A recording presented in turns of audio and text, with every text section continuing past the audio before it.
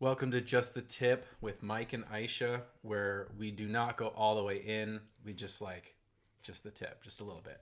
Just see how it feels. So, thank you for listening. Hopefully you're listening on Spotify, whatever you're listening on. But if you're listening at this point, thank you in general, because it's been a few weeks. We've been traveling, living life, aka not doing this podcast, but we're back. I want to give a shout out to Megan Shorkley. What's up, Megan? She told me a few weeks ago that she's been listening. So thank you, Megan, for listening. Also, you need to go follow her Instagram because I really believe she is one of the most talented tattoo artists in the city of Seattle. She is. If not in the state of Washington. You would be lucky to have a piece of her art on your body. She also sells it for your walls. Yes, which we have. Which we do have. This is also not an ad. I just was obsessed with her. And her husband Ego doesn't even tattoo anymore. Yeah, he's now a full-time artist. Congratulations, Ego. Congratulations, Ego. Her husband transitioned from being a tattoo artist and an artist part-time, like in his free time, to being able to fully work as an artist. He has some really dope art. Their styles are drastically different. He's a little more dark. How would you describe Megan's art? I don't know if I can go look it up, but you need to just... I'll put a link to their pages in the description. If you listen, let us know, and because we want to thank you. Funny story, when Mike and I first started dating and I realized he was friends with her, I couldn't believe that he knew someone so talented, and I was like obsessed with her on Instagram and kind of fangirled out over her, and then you told her. And I was so fucking embarrassed. You were so embarrassed. I was so embarrassed, and I don't get embarrassed easily, but I was like, oh my God, you told her? Because it was like our housewarming, and I was like, don't fuck it up and do anything weird where they won't come. But it's like when it's someone that you've known since 8th or 7th grade, you're like, yeah, hey, this like girl that I'm dating thinks you're like amazing and is actually fangirling out over you. I know, it was so embarrassing. Anyway, you have to go and look at her Instagram. I'll have everything in the profile. Also, her husband Ego has an amazing Instagram, so I'll add that as well. So lately, I don't know if you guys have been listening, but moi downloaded MyFitnessPal. Do you hear the sound of his voice? Does it sound 15 pounds lighter? Does my voice sound 4.4 pounds lighter? So finally, Ishea got on board and is doing it with me now. And now we're like comparing notes and like doing it together as a team. I've gotten Siobhan. Hey, Siobhan, if you're listening, I've gotten her to start doing it. I got Elliot to do it. Oh, Elliot, which I think we talked about last time. Yeah, we did talk about it last time. But Elliot doesn't listen, so yeah, that's why we forgot. Screw Elliot. But honestly, it's because Mike got so dedicated with the app and using it, and really, it's just all manual work, putting your own stuff in. That he lost 15 pounds, and I just was bloated one day and looked at my like already hunk of a man and was like, holy shit, he just lost 15 pounds. I can't be like older than him and sloppy looking. Babe, you're never gonna be sloppy looking. You say that, but you also told me that you never thought that you would ever lose weight. Yeah, what's crazy is like I actually up until now I've never lost weight in my life. Up until now, meaning my entire life, I've never lost weight. For 30 years I never lost a pound in my life. I only just gained and then plateaued for years at a time. So like I thought that there was no chance I could lose weight because for 30 years I didn't do it. And then like, what do you know? I looked at how many calories I was eating and how many I was burning. And as long as I just burn more than I eat, pounds came off. How do you feel looking back and having the hindsight and knowing now that you have been able to not just lose weight, but you've been able to change a habit and form a new habit? What inspirational thing would you tell your old self or anyone else who identifies with feeling maybe in a rut or stuck or having just given, I don't want to say given up, but they've just, what's the term, resounded or something to their life being that way? Resign. Yeah, like don't resign. Is resounded the past tense of resign? I don't know. But like you don't have to resign to living in your current body. Like if you're unhappy with it. If you're unhappy with it, yeah. Right. If you're happy with your body, fuck it. Who cares? Yeah. But like if you're unhappy with your body, like So for me, it was finding a tool that worked because I can't trust my stomach. Because we went to the nutritionist, and the nutritionist was like, well, just eat until you're full. And then stop before you get to 10. Stop when you get to like an 8. And like my stomach is always telling me, you're starving. You're starving right now. You got to put some more food in there because you're hungry. Like, that's what my stomach always says to me. So I can't trust my stomach. So MyFitnessPal actually tells me, like, hey, you should stop eating now. But what would you tell someone who's in the point in their journey where they don't have the positive news that, oh, I've lost a little weight or I've seen a little progress? Like, what would you tell them to help motivate them to even try? That's a good question. I don't know. What would I tell myself? Fuck. Well, I guess I would tell myself that it's simple. If you just follow the process, you'll actually lose weight. That would have been enough to someone who's never lost weight in their entire life. I don't know. Do you want me to tell you what someone told someone on the TV show Shrill? Sure. What did they tell? Oh, yeah. There's a skinny person inside of you who's waiting to come out. You could be so pretty. I think, like, I've heard all that stuff all the Which time. Which was horrifying. You hear all this stuff all the time, but it was really just finding a tool that worked for me. Like, you have to find the tool or the method that works for you. But what made you even want to make a difference? I didn't want to. We got into an argument where the only way out of the argument for me was to agree with doing something. Like, you call me stubborn, but, like... Yeah, I'm kind of stubborn. Sometimes... I am. Okay, so you don't know what you would say to someone who's not there yet, but I think that you're just an example of just starting. And for me, it took me maybe 4 months almost to start with you, like to join in.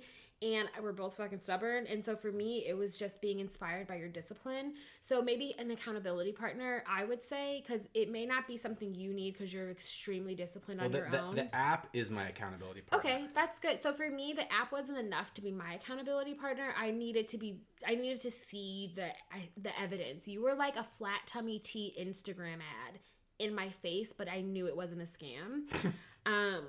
It was like that. So anyway, I think it's amazing. We've been so active. We've been doing these urban hikes. Yeah, over 5 miles. My favorite thing to do is Ishea is my walking human Fitbit because I don't wear one, but she wears one, and we walk step for. I mean, we don't walk step for step, but we go the same distance. So I ask her, okay, babe, how many calories do we burn?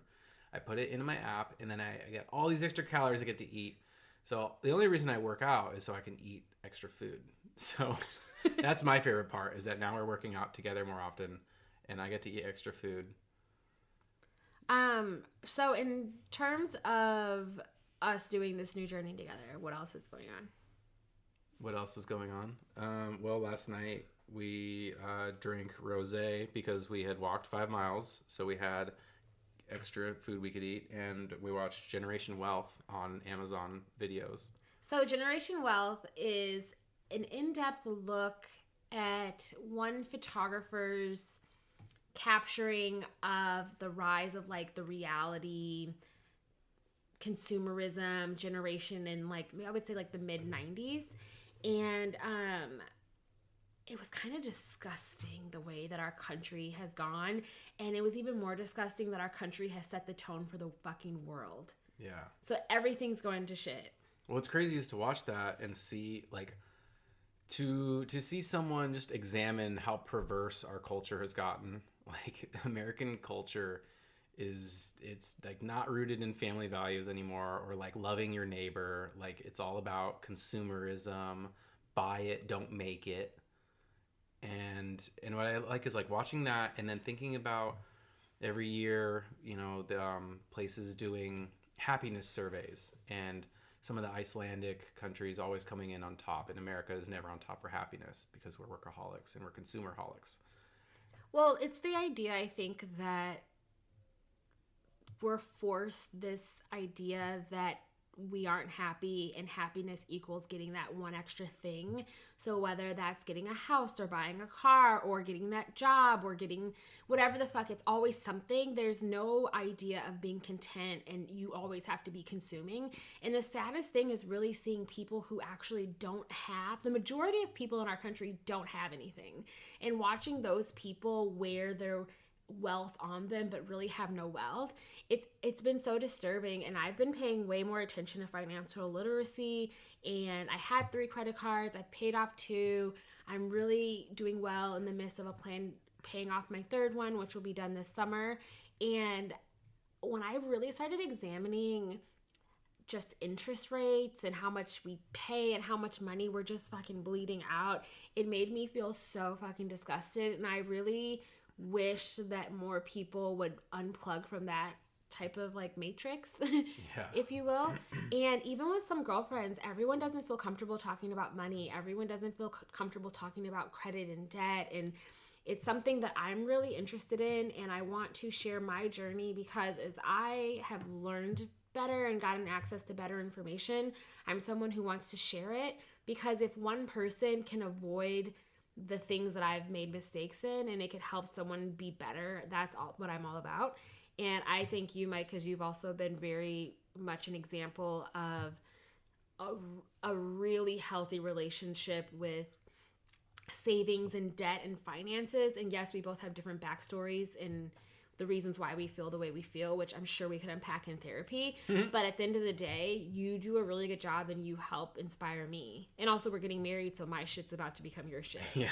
Which I think was your main motivation. Yeah. So I'm curious, what would you say, I think like me never having lost weight in my life is like the same as you never having paid debt down in your life. Like at this, you'd probably only accumulated debt to that point. Well, I did a little like carrying a certain amount of debt, but not enough to make me uncomfortable. And then I realized that I should be uncomfortable with any amount. Yeah. So yeah. So like, what would you say to someone? What would you say to past Ishea to get her to like look at her money sooner? The same way I felt when I left Chicago and realized that you didn't have to do winters like that there was a different way to live. And when I moved to Arizona, I would say it's the same thing. Sometimes you don't know what you don't know. And so much of our country has very unhealthy, irresponsible relationships with money that's kind of encouraged. The people with money bank on you staying out of the loop. Yeah. Because we don't benefit. People with money bank on you staying in debt. Yes. And they structure the payments so that you will stay in debt. If you pay the minimum on your debts, you will stay in debt in perpetuity. And I know a lot of people are doing well with their finances, and maybe that's just a reflection of my circle of friends. I do think that I think you have a unique circle of friends. I do have fairly high performers. I have a unique circle of friends. I also have seen friends who make such high salaries, but they've changed their entire lifestyle to be dependent on that salary. So now they're locked into a situation where they can't really make less. But I digress. I would just say that knowing that there's a different way to live and knowing that you can start today and you can do little things. So what I started doing a couple years ago was using this app called Digit.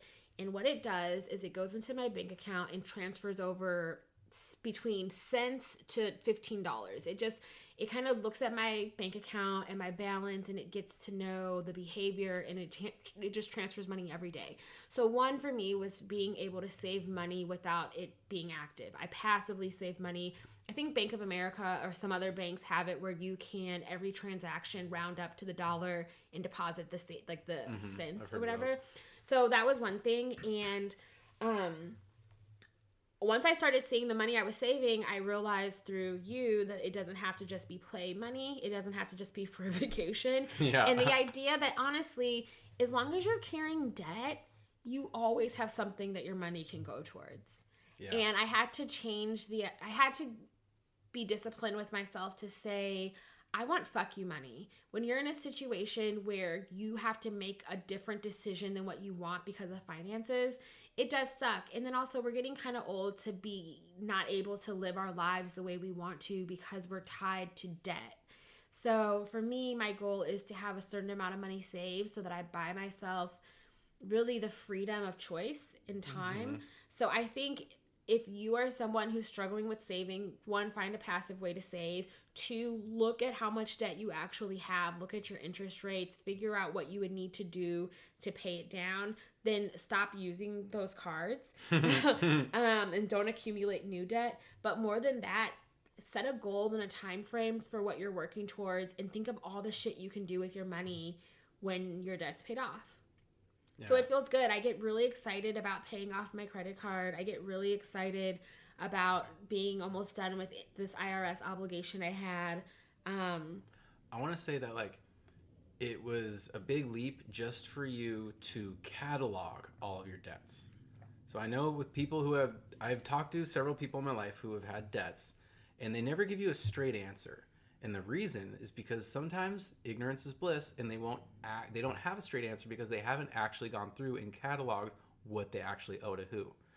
So that's a big step. If you're not willing to like start spending less money, at least make sure you know how much money you owe, and better find out what your interest rates are, because every penny, every dollar that you owe someone, they're charging you interest. You don't see this, but Mike is pointing his finger each time he makes a point, and he's just pointing his finger at me, but he's really pointing his finger at you.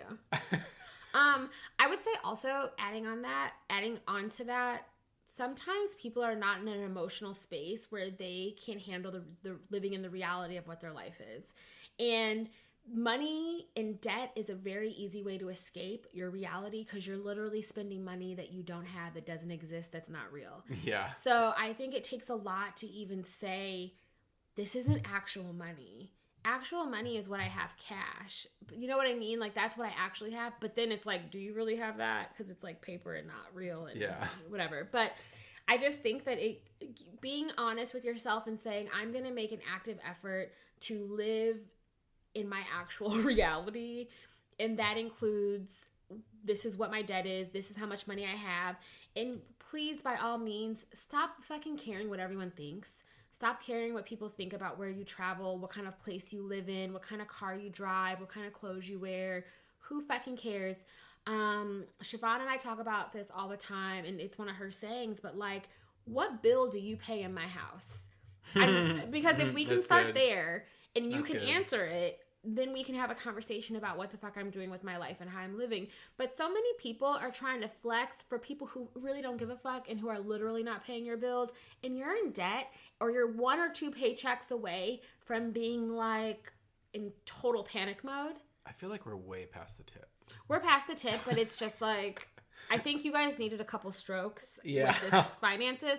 And all of that is to say, I started a new blog. It's called Balance Brown Girl. It's a domain that I actually bought in November of 2015. So I've sat on this for about 3.5 years. And it really stemmed from me knowing that I wanted a different life than I had. And I felt this energy shift that I was stepping into the woman I was going to become and who I was meant to be. And so it's really cool to look back on it 3.5 years later and see just how much I had grown. There's a balanced brown girl inside of you. There's a balanced brown girl inside of you. So really balanced, because I'm striving to live a life that's balanced. And what that means to me is creating and living a life that I don't have to regularly escape from. And that's kind of like my North Star. Is this, whatever this decision is, leading me towards a life that I'm not going to need to escape from? Or is this decision putting me deeper down a path that's away from what I truly want to do? So I'm going to be talking about mental and emotional health, therapy. Everyone knows I advocate for therapy. I think everyone needs a therapist. Think of it as preventative. You don't go to the dentist when all your teeth are rotted and ask them for a cleaning. They would literally laugh at you. It's going to be about physical wellness and health, and financial literacy, and then a little bit of relationships. I want to say that when BalanceBrownGirl.com, Instagram BalanceBrownGirl. BalanceBrownGirl.com. But that sounds kind of like sleazy when you say it in like a after 2 a.m. sex voice. Everything I say sounds sleazy. You're such a slut. Don't slut shame me. I was going to say that you're talking about creating a life that you don't want to regularly escape from. Makes me think about, my goal is to wake up and not say, fuck, I have to go to work. Like, I want to wake up and not say that to myself. That's a good goal. So what do you, digging deeper on that, when you wake up, what is it that you would like to feel? I want to feel like I do on like a summer day where I've got like a plan that I don't have to keep, but like I could still go do if I want to. So you want freedom? I want freedom. That's what I want. Do you think there is a job other than being an entrepreneur that would allow you the freedom that you seek? I have no idea. I need to figure out. I need to either I like to build things. So I either need to find a job where I build something, in whatever medium that is. I like building things in any medium, or like a job that's gonna pay me to like go play basketball for an hour. I mean, unless go you're play an tennis adult, for an hour. Day camp person, like those Yeah. adult day camps, maybe that's what you want to do. Yeah. Or you can find a way to incorporate building into your job that you have now or the industry you're in now. Yeah. Which is what I've already been trying to do, virtual RN. Virtual RN, he's literally not active. I want to plug it, but also it's like he's not active. Marketing is my worst quality. I don't market myself. I don't market anything. The last game he played that I like, or that he made that I played with, was your Donald Trump throwing dicks at Donald Trump as he crawled away. Yeah. What was it called? Angry Dildos. Angry Dildos. Do you still have that? I took it down because I got this really cryptic email sent to me about it. From like the government? It was just weird, and What did it literally say? I deleted it. So it was so weird to me. I deleted it fast because I was like, how? I thought I did the who is protection thing so that they didn't know who owned the domain. But like, I don't know. I noped out of there. I took it offline. I deleted the email. I was like, Well, what scared. did the email say? I forget. I was so scared that I deleted it. Like, what does that do? What does it do? All it does is robs me of the information of reading it a few more times. You should have told me that because we were living together at the time. I need to know. be aware of all threats. It sketched me out. It sketched me out. So I had to Consider delete me it. Michelle Obama, and you're like, you can be like Barack's white cousin. And you should tell me. Baby, if you're Michelle Obama, I'd be riding those book tour coattails. Her book, I went to see her in Vancouver. She was fucking amazing. I'm not Michelle Obama, but you do kind of ride my coattails. I got you on 2 episodes of a show. That's true. Thanks, babe. Thanks, babe. Okay, so I just want to kind of touch on what you just said. I know we're way over the tip and we're way over 15 minutes. That's what happens when I haven't been able to hang out with you guys in a few weeks. What do you think is the last thought that you would like to have before you go to sleep? What's the last thought you Yeah, want to so have? you wake up and right now you think, oh, I have to go to work. But what you want to think is, I can do with my day what I would like. I want to think, oh my God, I can't wait. I get to go do this today. I can't wait to go do that. That's like your last thought. Yeah. And my last thought before going to sleep, that was my first thought. I want that to be my first thought. My last thought before going to go to sleep, I want my last thought to be, okay, go to sleep because you're going to get to do this awesome thing tomorrow. So you better go to sleep so you can wake up and do that. I currently right now go to sleep excited to have my first cup of coffee, my only cup of coffee the next morning. It's always like kind of exciting because I only drink 1 cup a day, and I just love, it's like a nice little ritualistic part of my day. I go to sleep thinking about that first cigarette. And when I wake up in the morning, I wake up and like I did today, I look at Khaleesi because she's always on my feet and I'm usually in a weird position. And I turn over and I look at you and I'm just happy. I wake up every morning. Do it again. I wake up every morning just like very happy and thankful to see another day. You know, you never know what the day has in store for you, but you woke up, and when you go to sleep at night, you don't know what will happen. It's true. Sometimes I get paranoid and wonder if there'll be an earthquake while we're sleeping, and if I would react fast enough and get out the house. There's no getting out. People, if there's an earthquake, you got to duck and cover. I've never been in one, and I'm from There's Chicago. no running outside. It just happens. It happens before you know it. Ugh, okay. Okay, thank you so much for sticking with us, people. We'll see you next week. Remember, thoughts become things. You have to control what your thoughts are because thoughts become things. Thoughts and also, grow up. Their thoughts grow up, and also words mean things. Just a little tidbit. Thoughts grow up and become people. Bye. Bye.